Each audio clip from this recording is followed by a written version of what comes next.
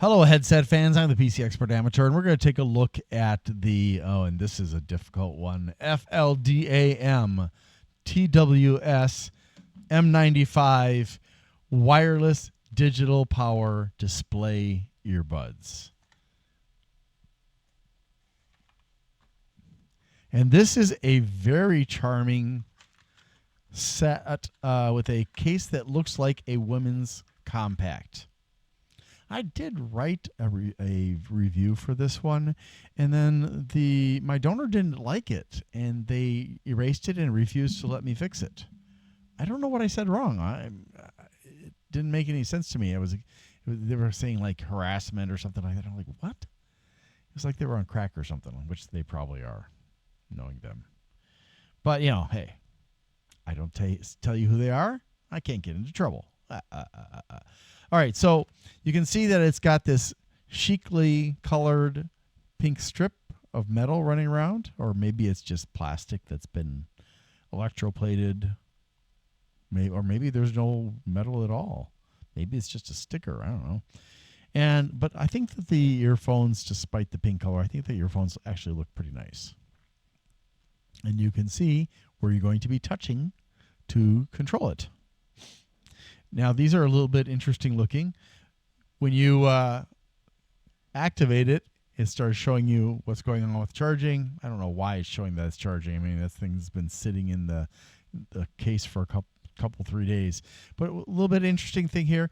This one is for the battery, and there's this little hole in the end. I'm not really sure what the story is there. But I'm going to pop this in my ear so you can see what it looks like. And this is a flexible cable. Oh, no, it turned off. Why did you turn off, silly? Okay, so that's what it looks like. What do you think? I mean, ignoring the color, okay? Ignoring the color. Just looking at the design. How do you feel about it? I mean, I think it's kind of cool looking in a vague sort of way. I like that light is on, and I mean, I'm glad that it doesn't stay on when it's in your ear. Because that's just a kind of a waste of electricity. But yeah, I mean, oh, now it's on. Is it on? Is that connected? Oh no, it's connected to something. Oh no, yep, there we go. It's back on. I turned it on. So these, like all of them, are touch connectors for the charging, and I like that there's an actual percentage indicator. I think that, it's probably not unreasonable to expect that of all of these. But obviously there are going to be expenses involved. This is about $24 for the set. And let's see. What can I tell you about this? Well, the sound is good. And it has the latest Bluetooth 5.49. And this is, if you've been looking at all of my videos, this is most likely from the same manufacturer as the VR Cube M62. If I were to show you them side by side, the design is very similar. They're both TWS. This one's got an M, that one's got an M, and so on and so forth. There are differences, but I think probably this is manufactured by a company that doesn't want to deal with selling to the public, and so they sell them to vendors who rebrand them. But I could be wrong. If you happen to be FLDAM and you want to be honest, tell me the truth. If you don't want to be honest, or in VR Cube, then just be quiet, because I hate dishonesty. So obviously this is over the ear hole, which is what TWS means. There's also ACS and OWS. It means the same thing in the end. The speaker is over the ear hole, not in the ear. I don't like in the ear headphones much, if at all. Sorry for clearing my throat in your ear. Why don't you turn your head? I'll do it in your other ear now. The touch controls I already mentioned before. As you saw, there are functional LEDs on the phones in the case. It uses LiPo batteries. The drivers, I was a little bit confused because at one point I think I saw 10 millimeters, And then another point, it said 14.2, which just seems like an oddly specific number. But hey, if it's 14.2, whatever, that's fine. It has music, gaming, and phone modes. So obviously that means it has a microphone. It is suitable for exercise because it's very difficult to dislodge it from your head, unless you're doing something really violent like martial arts or something, I suppose. And it does have a voice assistant. It has a frequency response range of 20 to 20,000 hertz. Playtime is 6 to 8 hours. In some places it says 7 hours. So, whatever. It would depend on like how loud the volume is and how far you're walking away from your case or your phone and all that kind of stuff. The capacity is 40 milliamp hours each, 3.7 volts, 1 to 2 hours of charge time. The signal range is 10 meters, which is approximately 33 feet. The case has a capacity of 600 milliamp hours. It didn't state how many hours total of playtime you could get from the case if you're just using the case to charge without plugging it in to a USB port. Standby time is 3,000 hours.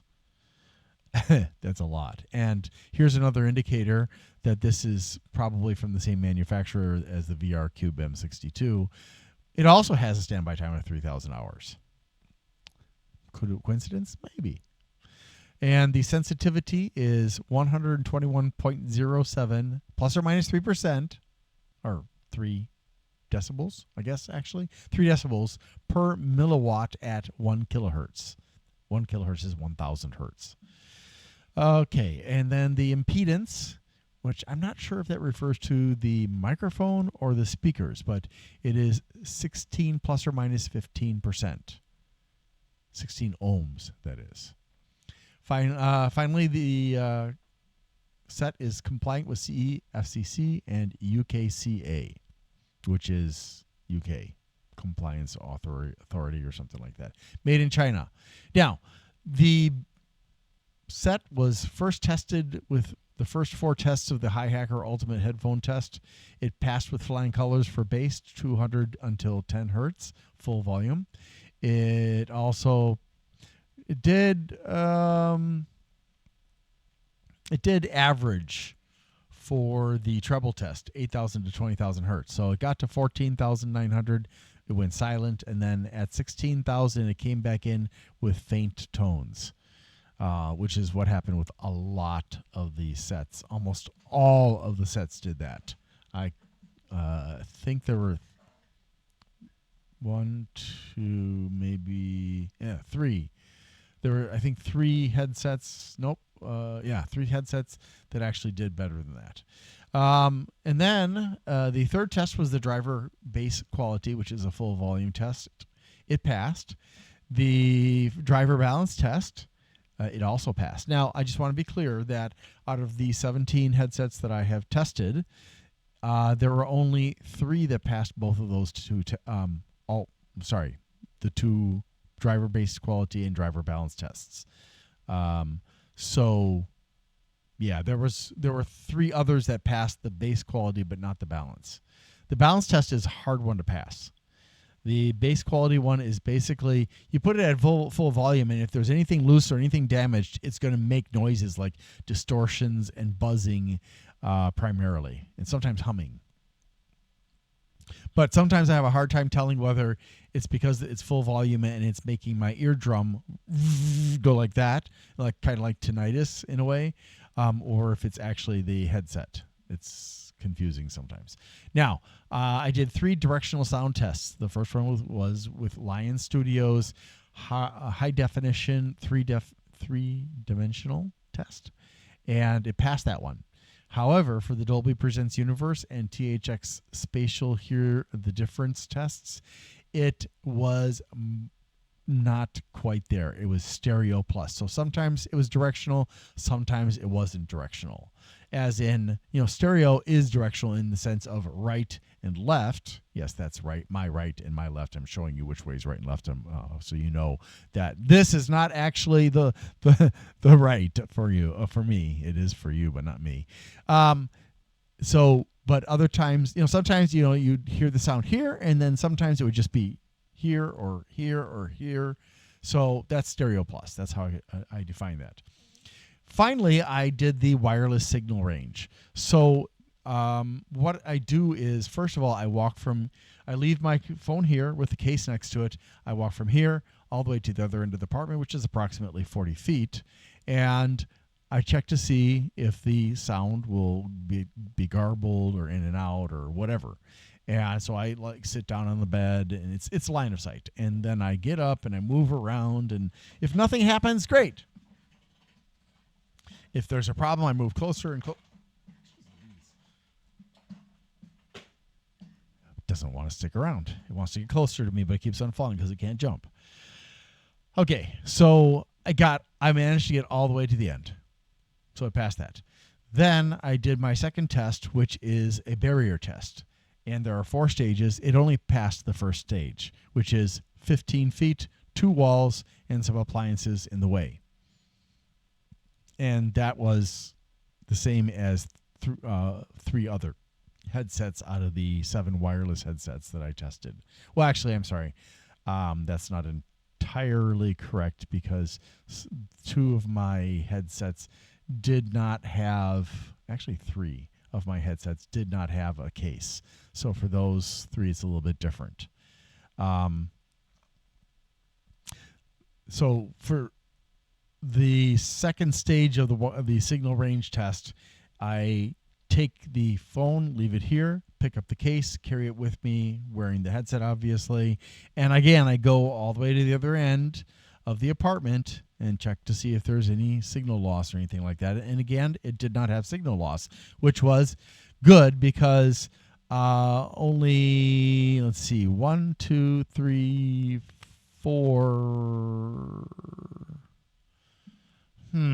Actually, let me make a little change here. That one didn't have a case, so I don't want to put that there. 5, and then 6. So let's see, 1, 2, 3, 4. Yeah, so 6 out of the 10 actually managed to accomplish that. So we have 1, 2, 3, 4 that did not go the full distance, and those only made it 30 feet. And then finally, again, I did the barrier test, and again, it only passed the first phase. So that is the scoop on what it can and can't do, and its specifications as near as I was able to determine. It's a good set.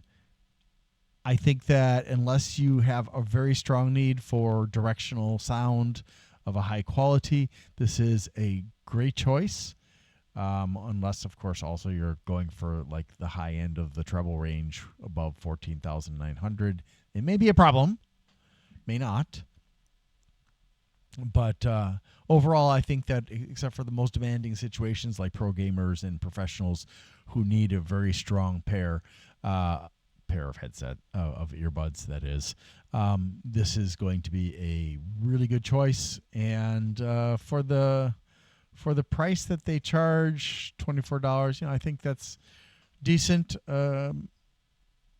Certainly better than some of the others that I've got on my list. So that's it. If you have any questions, leave them in the comments. Thanks for watching, and hope you have a great day. Need to ask for your help. I'm sorry. On December 11th, 2024, Amazon terminated me and used false accusations against me. And on December 17th, I had my left shoulder operated on. I'm getting a lot better. I can do some things with my hand and my arm, but it's still pretty limited. If you could please help me out by liking, subscribing, sharing, commenting, and turning on notifications for my channels, that would really help. If you want to help me financially and you can afford to, you can go to my Glenn's Fast Reviews and you can do a super thanks as a donation there. If you want to donate on a monthly basis, you can become a member there. And or you can go to patreon.com/GLENNMII. So thank you for that. Also, I'd like to say thank you to bleepingcomputer.com for allowing me to post messages on their forum about my videos. Thank you so much. And don't forget to visit them. They offer a lot of wonderful resources for people who are using computers. Have a wonderful day. Thank you.